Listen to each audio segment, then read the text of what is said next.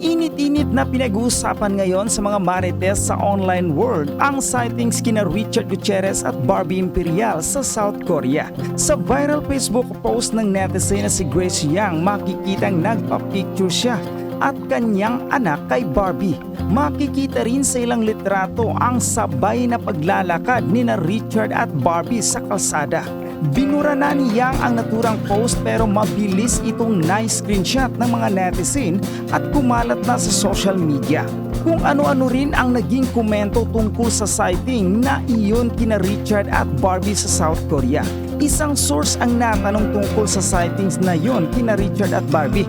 Sabi ng isang source na grupo sina Richard at Barbie na nagpunta sa South Korea. Idinagdag din ng source na wala namang masama kung makitang may kasamang iba si Richard dahil si Sara Labati, ang strange wife ni Richard, nagsabi na rin na she's single. So si Richard, he just enjoying his life habang pinaghahandaan niya ang malaking teleserye na magsisimula na ang taping next month. Samantala, hindi naman maikakaila ang katotohanan. Last year pa naghiwalay sina Richard at Sara at kamakailan lang naman na-link si Richard kay Barbie nang aksidenteng magkita sila sa isang birthday party sa Alabang. Nanatili namang tahimik si Richard sa pagkakalink kay Barbie. Oh, ano sabi mo dyan? Nakakatuwa kasi alam mo ngayon parang meron na mga laya ngayon ng mga nagmamahalan. Alam mo, Sila, di ba? oo, Sila. wala dapat Oo. ipagtanga. Total, single naman na lahat. Di ba sabi nga ni Oy, Sara? hindi pa po. Si Sara lang ang nagsabi nun. Pero Single hindi siya. pa rin sila single dahil hindi pa napapawalang visa ang kanilang kasal. Correct. Pero tama ito itong point ni itong point ni John. At sino ba naman kasi ang naunang nakipag-date kanino? O kung nakita man si Richard at saka si Barbie sa South Korea, ano ang masama doon? Masama bang magsama ang dalawang tao? Yung sa Amanpulo dati, hindi sila kumibo. Kahit dito, hindi sila kikibo. Okay lang yon, chillax lang. May mga Pinoy kasi na nagpa-picture. Excuse me po. Meron kasi mga Pinoy na nakakita sa kanila na syempre, mga artista, kilalang kilala. Sikat si Richard Gutierrez, di ba? Tapos, nako, meron namang mga bashers nagsabi, ay, nag-downgrade si Kuyang Richard. Diyos ko, Sabi, may mga pagano'n pa. Alam niyo po, mga kapatid, huwag tayo nagsasabi ng terminong downgrade. Kapag puso po ang umiral, kapag puso po ang umandar at nagdesisyon, walang mataas, walang mababa. Walang magandang-maganda sa hindi masyadong maganda. Walang sikat sa hindi kasikatan. Kapag puso po ang nagdesisyon, pantay-pantay lamang po yan.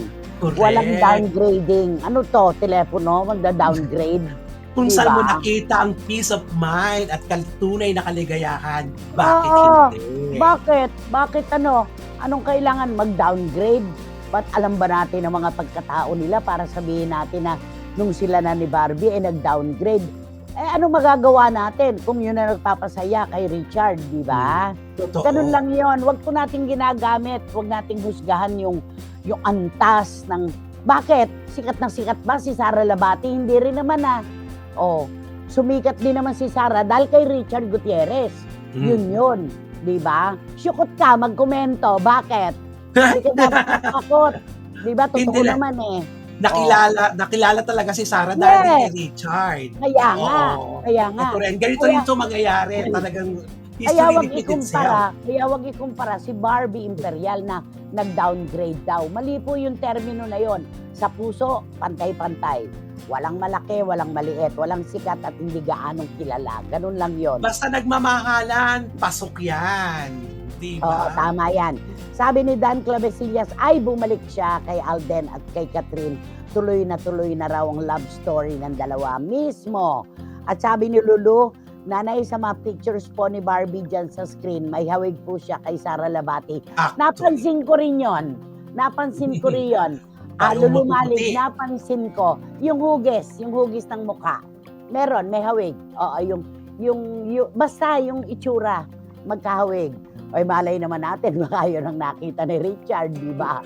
O, Oh. ganun naman Ayan, talaga, oh. di ba? Na Ayan, malilig oh. ko talaga. Pati forma, magkahawig talaga. Ayan, Ayan, di ba? Hindi nagkakalayo, di ba? Ayan, at sabing Tita Nene Ulanday, kung saan maligaya si Richard, kung talagang nagmamahalan sila, tumigil nga kayo mga basher, sabi ni Tita Nene Ulanday. At sabi ni Shoni, masaya din po ang mga niece ko kina Kat din. Sabi ni Shoni Sebastian, nahuli ka na Shoni. Nay, may nag-viral na video ang Kat din. Ang cute nila kumanta si Kat with action saying, kinurut-kurut ko na, kinurut-kurut mo pa. Sobrang nakakatuwa ang video. Oo, tawa ko na tawa dito. Yung kinurut-kurut ko na, kinurut-kurut mo pa. Yung mga ganon. Oo, ang ganda to, cute ito. Mga memes ngayon, ang dami-dami. Sa mga nagsasabing nag-downgrade si Richard, hoy, sino at saan din ba nagmula si Sarah? Nakilala lang naman siya dahil din kay Richard Gutierrez. Ayan. Of course, nung maging contestant, Oo, itong si sa Sarah reality Labaki. show, sa isang sa Starstruck, nakilala na siya, pero mas nakilala siya nung maging sila ni Richard Gutierrez. Kaya yung downgrading, mali ito. Gadgets lang po ang dina-downgrade at ina-upgrade. Yun na. Correct po, nanay. At may pabusina kung mahina ang signal at nasa ICU ang ititito ni nanay. Walang bagyong makakahadlang sa paikot. Hindi kumpleto ang araw pag walang supply ng paikot ni nanay. Naku, at maraming salamat din sa inyong mga mensahe. Sobra-sobra.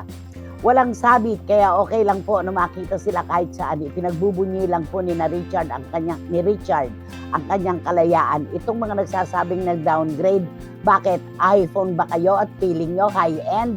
Manalamin nga kayo. Nagalit si Dan. Nagalit si Dan. Ay, yun na. Nakakatuwa naman yung mga ano nila. Alam mo, ang Pinoy talaga ayaw nung lalaitin mo yung kadate ngayon. Ayaw nila yung ganon. Kasi Ayaw talaga hindi nila talaga ganon. maiiwasan ang comparison talaga kung sino yung pang kasalukuyan at yung nagdaan kasi Oo. laging ganyan. Meron Totoo ganyan yan. talagang kwento. Sabi nga kung saan tayo masaya, doon tayo. Naku, ano kaya itong kay Paulo Ubalde ng Virac? Ala ng bagyo dyan, ha? Mga kababayan natin sa Quezon at sa Bicol, mag-iingat pa rin po kayo. Nay, ano ba ang pake nila kung nakitang magkasama sa South Korea sina Richard at Barbie? Di pumunta rin sila sa Korea. Maghanap rin sila ng makakasama nila para makunan din sila ng litrato at mag-feeling Richard at Barbie lang ang peg. Sabi ko na yun, ka-uuwi ito eh. Akala ko nga sasabihin niya, siguro to nang babas na to, mga walang pampunta sa South Korea. Ayun Ganun si na. Paolo, di ba? Oo. Agree po, Nay. Hindi po natin kilala si Sarah para sabihing downgraded version niya si Barbie. Basta po, Nay, pagdating sa Kat din, walang papalag na super nag-upgrade si Kat. Hindi mo ginamit, Mayan, kina Richard. Pero ginamit mo naman sa Kat Sa din. kabila. Nag-iisa ka talaga. Kokonyatan ka na ni Freely niyan.